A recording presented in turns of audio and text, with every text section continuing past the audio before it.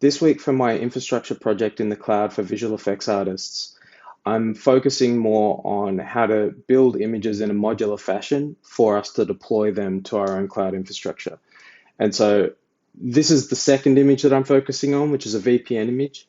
I've just finished building a deadline database image. It's not yet tested because I still need a VPN to be able to test some of this stuff. So this week I'm focusing on how I can build a VPN image. And this is pretty much going to be an ongoing theme for the types of problems that I have to solve for the next few months, where I am going to be taking as much of that infrastructure as possible and turning it into a modular set of images connected with deployments. So before, a lot of what I was doing was learning just how to interface with cloud in the right way.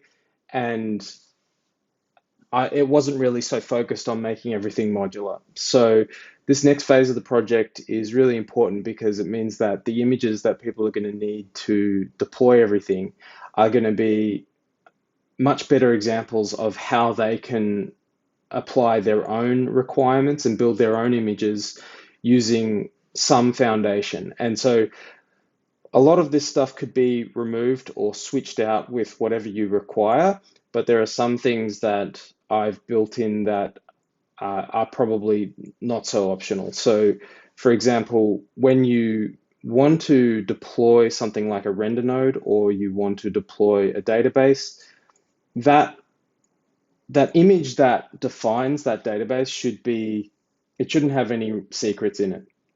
It shouldn't have any sensitive information in the image. So we use Hashicorp Vault to solve that problem. And ideally, as much of your sensitive data as possible that's required to make something work should be dynamically generated. And the authentication should be handled in some way, like, for example, in AWS, any instance that spins up can have a profile or a role. And so that role can be used to authenticate an image to the vault or authenticate an instance to the vault. And so then your job is to make sure that nothing can utilize that role that shouldn't. So you have to focus on making sure that the users that have access to be able to spin something up with that role, that's controlled. So as I said, we've already got our deadline image, our deadline database image up. And right now I'm focusing on how I can deploy OpenVPN. Um, I'm sure that's going to take me quite a while. I've not yet had to figure out how OpenVPN will dynamically generate certificates with Vault. And then once that's done, then we can focus on how we can deploy render nodes.